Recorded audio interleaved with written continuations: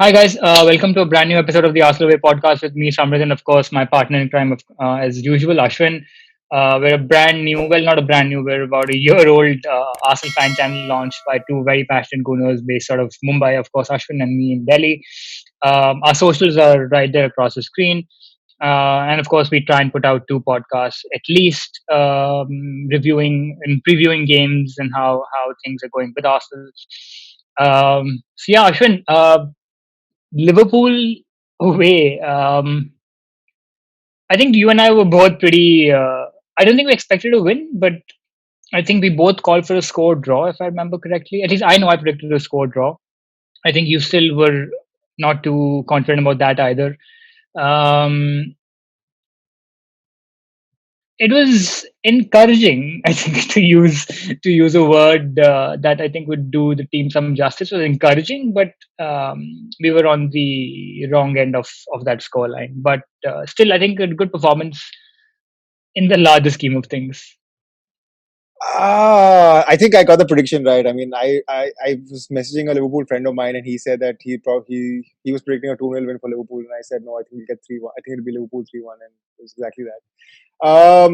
Now, unfortunately, under Emery, we went there last season and lost 3-1 as well. That was the scoreline, and it looks like we've gone there again this year and lost 3-1. There looks like there's no improvement, but it's not true because you and me know the sort of football that we played under Emery and the sort of football that we played under Arteta. Yeah, obviously, Liverpool thoroughly dominated the way they played, the way they pressed yesterday. I don't think any team in the world would have probably been able to resist that press. It was a mixture of them pressing well and our players being off. Surprisingly, Xhaka didn't have a good game. I think Leno struggled with the backline as well. He wasn't quick enough with his passes. Missed a trick by not playing Ceballos, but I think Ceballos, when he came on, he made the difference. And of course, when you know in a game like this, when you're going to be pressed back and it's going to be attack versus defense for possibly 70-30% of the time, and when you know you're going to get your chances, you have to take them. And unfortunately, okay, the first time Lacazette was offside, which they didn't really show on replay, but the linesman raised his flag. But the second chance immediately after that should have done better. Knowing that he missed the first chance, trying to chip Allison, the second one was even easier because he had completely beaten his defenders. In the first one, at least, I think Robertson and Van Dijk were chasing him and putting pressure on him. But the second one, he was absolutely clear. Even the chance in the end that Oba got when it was Laid obviously off for when it was Nketiah, yeah. 3-1. Yeah, instead of laying it off on Ketia, I was expecting him to take a shot. And yeah, it didn't happen. I mean, props to Klopp, props to Liverpool. They knew that Oba's the outlet, and they could completely cut it out, cut him off from any sort of supply. We couldn't get the ball to him. Full game, he looked anonymous. And I don't know, games like this, I feel play a defensive system, just play Oba up top. So those chances that fell to Lacazette and Eddie yesterday would have fallen to Oba, and I'm pretty sure Oba would have taken those chances because it's not like Oba offers really much in the build up. I mean, he does his defensive job, but I think he'd be more lethal than both Laka and Eddie, and he'd probably take those chances, and we'd have like a unit to defend. Um, so yeah, disappointed. Also, just before I pass it over to you, I felt Mane should have been red carded in the first half. In the second minute of the game, that challenge on Tierney, I'm sorry, whatever said and done, if they say Mane is not that sort of player, he has clear intentions. He's looked at Tierney and he's swung his left elbow into his face, and that's a clear red card that he should have been sent off there. And there was another incident. I think it was Diego Jota's goal. Came off his arm, but apparently VAR and these laws don't. I mean, they don't work for Liverpool. Yeah, but I mean, there's no complaints. They're a better team. They are way ahead in their process. They're 5 years ahead of their process. Klopp struggled when he came. We're basically like Arteta said. They've been playing together for 5-6 years. We've been playing together for months. So it is a process. You and me both know that our midfield is struggling, and that's where we need to. We've got now 6 days or 7 days for the window to end, and um, there is bad news. Apparently, Juventus are coming in for Awa that we've been after. I don't know if it's the Lyon president trying to speeding up the process and come up with these rumors, or if it's just there is actually interest from another team. But yeah, we need to act soon. Because that midfield looked terrible yesterday. We had no creativity. Willian, I mean, he was probably brought into for games like this. But when a team like Liverpool are so dominant and they're so good on the ball and with their press, it's hard. You can't really blame any of the players yesterday. Your thoughts on the game? No, I think we made mistakes in both the goals that could have been avoided. The first goal, as well as the second, I thought Leno was at fault for both. Willian let his runner past. He had no clue where Robertson was for the second goal. Mane, of course, as well, running past Tierney, or rather being allowed to run and then get into Tierney. And once he turned Tierney, you knew that there was not much he could do. So I think there was an element of Arsenal of the past that we could have done better with.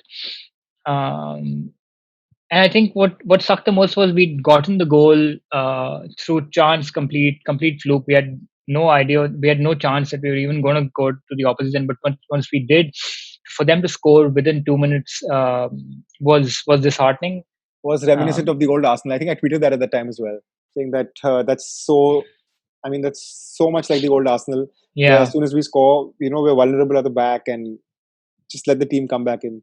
yeah, no, I know what you mean. I think so. I don't have a problem with how we played yesterday. I think with the personnel that Arteta has with him as of this point, um, we're completely bypassing the midfield.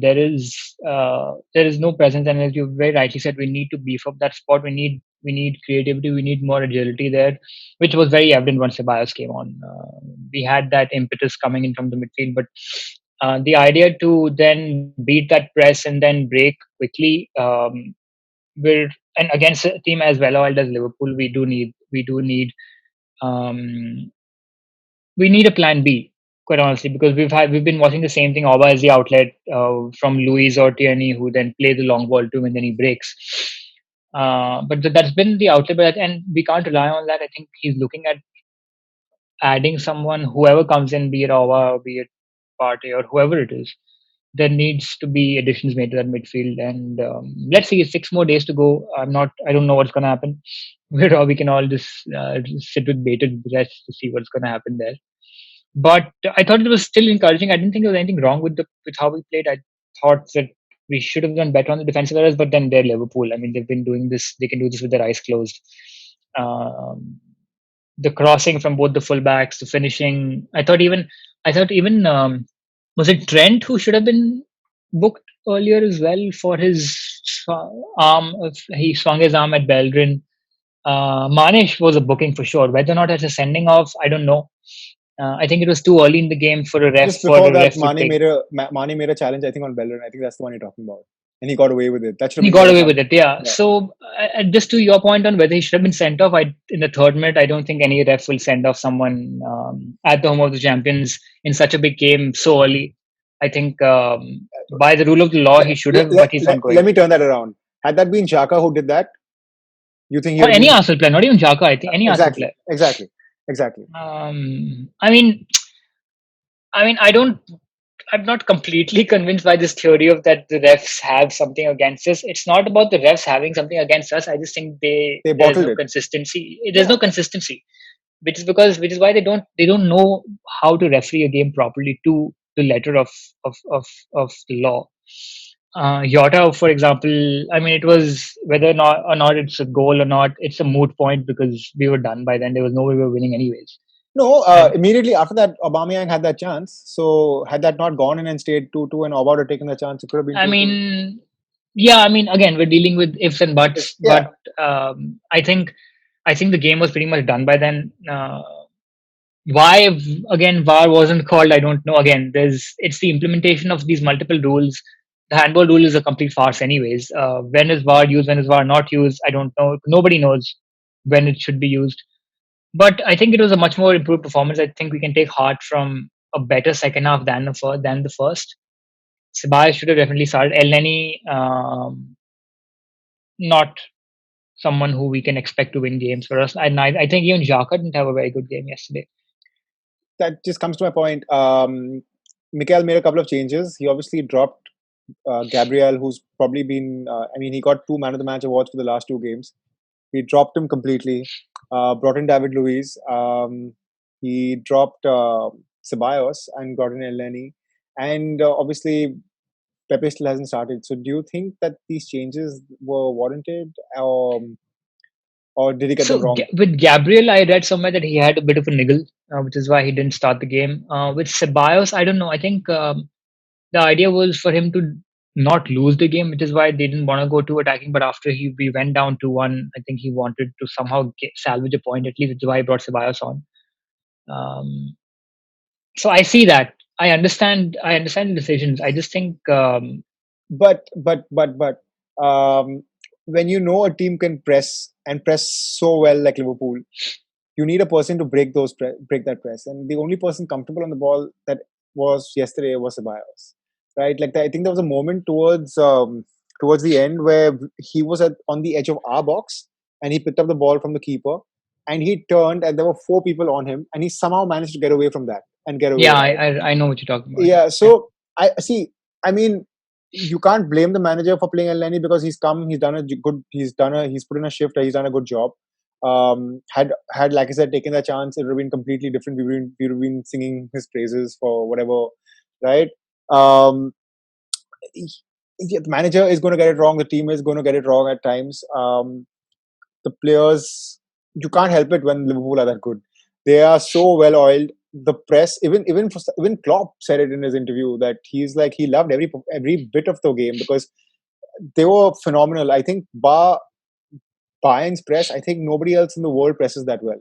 And whoever played last night, even if Man City had played last night, whether it was Man United, Chelsea, they would have succumbed to that press as well. It wasn't the easiest. They managed to cut any sort of supply to Oba yeah, yesterday. no doubt, no doubt. I think Liverpool are by and large the best team currently. They've supplemented it with good players, Hmm. great players for that matter.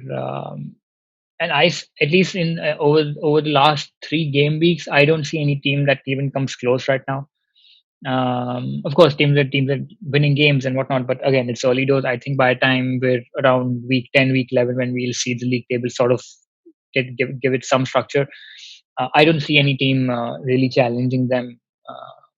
And for us, anyways, I think it was more. It was a bridge too far. I think you made a point a few weeks back that both the games that we did win against Liverpool were one when they already won the league, and second was the Community Shield. While the Community Shield, I mean, both no pressure games for us. But we did well, though. I mean, we did win them. Bellerin, in fact, even came out and said that we are disappointed with how we played because they really thought they had a chance. And I think, and that's fair play to them because if you think that there's a chance, then perfect. And we did show that we could have maybe gotten another goal, but I mean, we do this all over again on Thursday. I think we'll have a rested team. As well for Thursday. I don't think I think the Sheffield game is more important because it's a home game before the international break. So I think we want to get those 3 points there at least. But I think the Liverpool game again in the Carabao Cup will be much much more changed. No, no. I don't doubt that at all. I think Klopp will change the side as well. Just to your point about how we managed to progress. We both have obviously spoken about how Liverpool are way ahead of us in the process. I think for us this year, what will be progress is the games at the end of this month. I think we're playing. Obviously, we're playing Sheffield United next, but games against Sheffield, games against Wolves, games against Man United. That's where I think we'll have to match up and see where we are because if we go on and beat those sort of teams, and I mean, obviously we beat United and Wolves and Sheffield last season, but it was a different season. So it just depends on how consistently do we do it. And Yeah, I feel we are a team right now that can probably focus better and play better in a one-off game than do it over a consistent basis. Like obviously, for Mikel to fire up his team for a semi-final or a final is easier than to do it, say, every 3 days or 4 days, because it's a final. People are in. There's a different mindset. It's a cup game. It's a one-off. So you tend to perform better. maybe we're there right now. Maybe it's too early for us to even talk about anything else.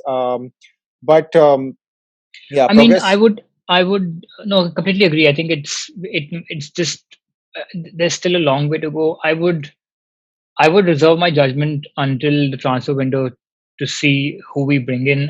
For all you know, there might be players that Mikel actually needs who'll actually do what he wants. There might be a change in system completely. We've been playing with fullbacks. We might not play with fullbacks anymore. Again, all depending on who comes in, and we don't know who's going to come in as at this point. We'll come to know, I think, by Tuesday morning our time. We'll know who we've signed, who have not signed. Just So before yeah, getting let's the see. yeah, just before getting the Carabao Cup game, if we get those two players, do we make top four? And what happens if we don't make get those two top players? No. I think look, if we're not getting players that he needs, I think we can forget about. I think it'll be another Europa League run with us finishing outside the top four. This year, the minimum we need is Champions League. If we get top four, I think the quality is there. Again, I've seen more of Partey than I have of our. So I can just go by that. I think Partey will be a great addition because he's nimble, he's tall, he's got good stats compared to our midfield. He'll give us that agility that we require as well as that physical presence. He's great on the ball, anyways. Our, I don't know. I've only seen the Champions League games, like most of us have, to make that judgment. But if he comes in, and if we can maybe somehow get the likes of Zaha or somewhere, would be perfect. I don't know. Again, because I think that Lacazette, as good as he is, he's not a 50 million pound striker. Not the amount of money we paid for him, and maybe his role demands him to play this way. But that chance should have been that we he should have taken that chance. That's as clear cut a chance that you can get. And I think when he got the ball, I think he had a lot more time than he actually thought he did, because he took the touch, turned on his like bent on his shoulder, and then the moment he switched on the shoulder to take a shot, he shot straight at Allison. He could have placed it wherever he wanted. To be fair, Allison, I think did really well by not going down for both the attempts. Yeah, Like, he I did, mean, and they Allison is. always I mean, that guy's a huge. That guy's a monster. they Anyways, so I mean, they always talk about a good goalkeeper tries to make himself as big as possible in front of the big. striker Yeah, too. And fair play to him, yeah. Like any other keeper would have probably gone down, and a striker would have probably picked his spot. But yeah. he stood tall. He made himself big and managed to win that against. Yeah. I mean, he could have, like, he could have done a lot more. He had the amount of time he had, could have gone around him, tried to go around him, tried to dribble past him, Mhm. been cheeky and try to, I don't know, dink it over him. Like, multiple things. But anyways, it is what it is. I think it was this. I think this game against, if Emery was there, we would have gotten thrashed. And dare I say, even if Arsene was around, we would have probably lost by more. Don't even So, get me started about Emery. Like I don't even want to get there right so, now. yeah, it's we learn as we go along. I think Arteta needs and require he needs people in that midfield. Let me remind you of the fixtures that we have. We have Liverpool on Thursday. We've got Sheffield at home. We got a Europa League game in between that, and on Sunday we go away to Man City. So we've got two really tough games coming up as well, because Sheffield is not going to be easy at home, and Man City away is going to be exactly like what Liverpool's going to be. I mean, obviously they're not at the level as we expect Man City to be, but after Man City, I'm pretty sure after that 5-2 mauling that Leicester's given them, I'm pretty sure Pep is going to be up for it. And it's the worst time to play a team like City when they go and lose. I remember last year, Wolves beat them 3-0, and then they came to the Emirates and they rammed us. They rammed us. Like in the first 20 minutes, the game was over, and then they were just chilling and they were just keeping the ball. They were feeling bad for us. And they could have made that game like 6-7-0. But yeah, it's the worst time to play Man City when they are wounded, when they're down, because Pep will pick them up. Pep will want them to fight, and it's going to be the same thing, right? Like the last pod we spoke about, winning breeds confidence. Um, I know you can't win every game, and there is going to be blips in the season, especially when you go away to Liverpool. But in a week, if we end up losing two games, and I know they're both going to be against Liverpool, it's not going to do well for anybody's confidence. Even though he's going to switch his squad completely, say rest everybody and give the others a run out. if we go and lose that game in the Carabao Cup, it's going to put whatever Mikel has built in the last 1.5, 2, 3 months, that confidence is going to take a dip. And you could see that yesterday in our passing as well, right? We didn't have the sort of confidence we usually have when we pass the ball out. We were struggling, and the players looked like they had fear, which is again, I think everybody talks about it. It's very easy to lose your confidence, but it takes a lot of time to build that confidence back up. So I'm hoping that Mikel can talk to the players and tell them, like, guys, listen, this is progress. You all did well. Um, Forget Liverpool; they're too strong. We're not competition anyway. We've got to focus on getting top four, getting it back into the Champions League, adding to our squad, and I hope the board, Kroenke, everybody sitting watching there can see the gulf in class between both Arsenal and where Liverpool are right now. And I don't know if Kroenke is going to dip into his pockets and help out a manager that seems to be on an upward trajectory. But if he doesn't, I don't see Mikel staying here for more than a year or two. I mean, I guess that's something that we'll have to wait and watch as to what happens on Monday night, Tuesday morning. But moving on, Liverpool again Thursday night. Um, I I'm think sick of playing it'll Liverpool, man. Like, yeah, I hear you. I completely hear. I think this will be the fourth game in last what 2 months, 2.5 months. 2 months that we've Yeah. played them again. So I mean, in fairness, we've won two, we've lost one. So um, yeah, I mean, you know my thoughts on the Carabao Cup. I think it's an absolute waste of time. I think it's a shitty competition that should just not be there. I remember telling you that I was kind of bummed that we beat Went through. Leicester, because I think it's a tremendous waste of time. And quite honestly, I never want Arsenal to lose, but I just with the kind of season that we have, I just don't want us to focus on random competitions that have no value to us and our goals for this season. If we progress, great. I don't think we will beat Liverpool. Um, Having said that, as far as who starts, I I think mean, it was close last year. We went to Anfield, the same competition last year, and it was 5-5, and then we lost on pens. It wasn't. I mean, and we were worse under Emery last year for us to go there and score 5 goals. I'm not saying it's going to happen again, but you never know. It's Carabao Cup.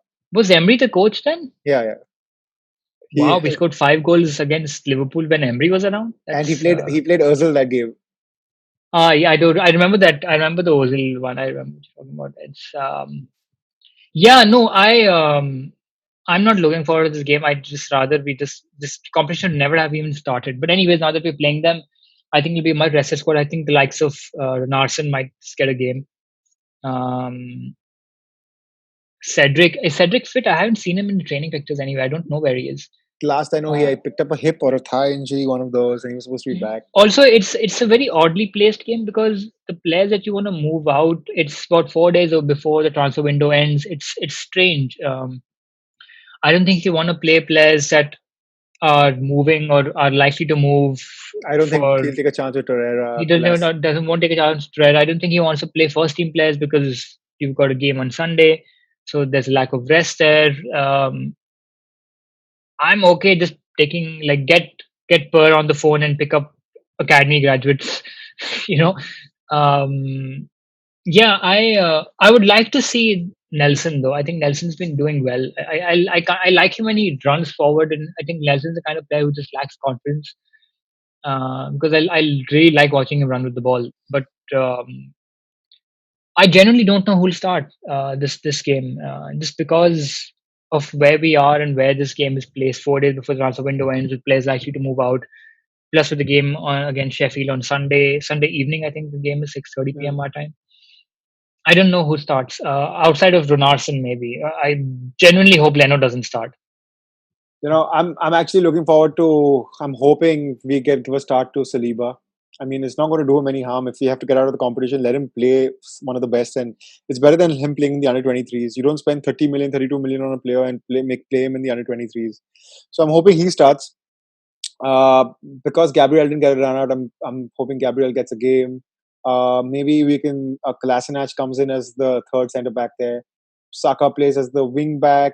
If Tierney is fit, if Cedric is fit, he goes into right wing back. Otherwise, probably Ainsley goes there.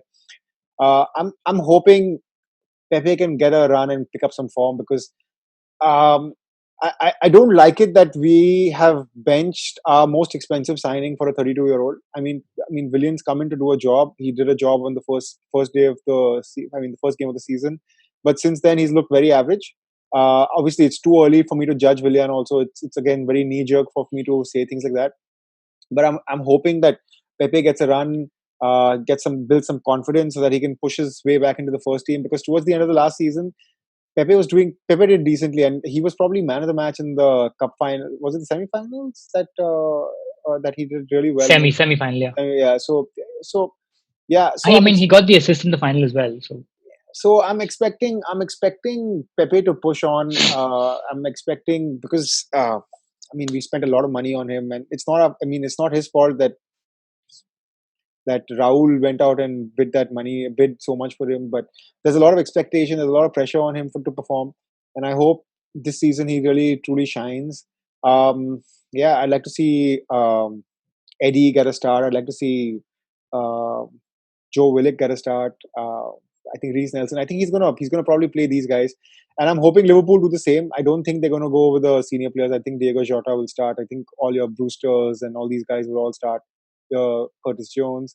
Um, but I'm expecting a livelier game. I don't think we should go there and go and give Liverpool that much respect that we did in the first half.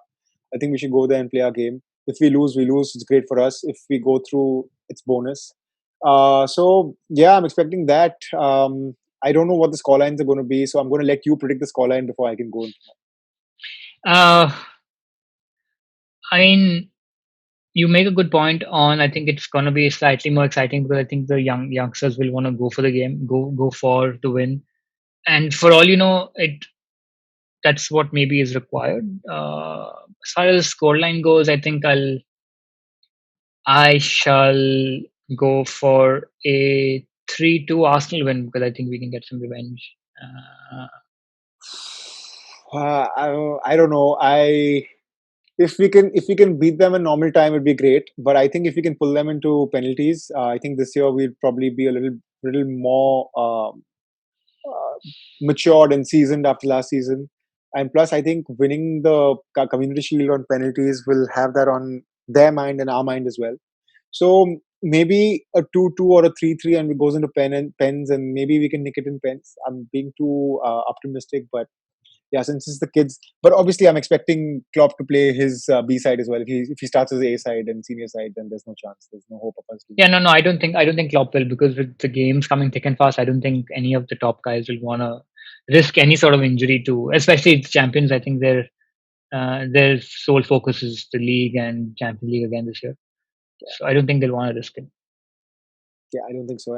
And the way that the weekend has gone by with Spurs dropping points, with us dropping points, and United scraping a last minute penalty after the whistle was blown, and Man City getting beaten, it's going to be like one of those seasons again where Liverpool just run away with it. And I'm hoping it doesn't. I'm hoping it doesn't be like that because then it's going to be a boring league.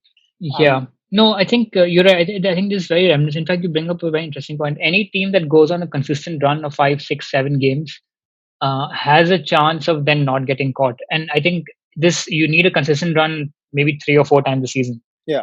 And that's it. I mean, I'm saying that's it. It's not as easy ever, but that's what any team needs. Any team that goes on a 5, 6, 7 run of winning games will be pretty comfortable by the end of the season. For us, I think our focus should be just winning our home games for sure. I think if we win our home games and beat the others outside of the top six, we have a very good chance of finishing top four. I'm sure. I'm sure we'll beat the likes of Chelsea, United, Wolves, Spurs at home at least. See, At the thing is, home, you speak about having a consistent run. If you look at our yeah, next 10 fixtures, yeah. obviously after the Man City game, I'm just giving you random fixtures in the next 10 fixtures that we have. We have Wolves away, we got United away, we got Chelsea away, we've got Spurs away.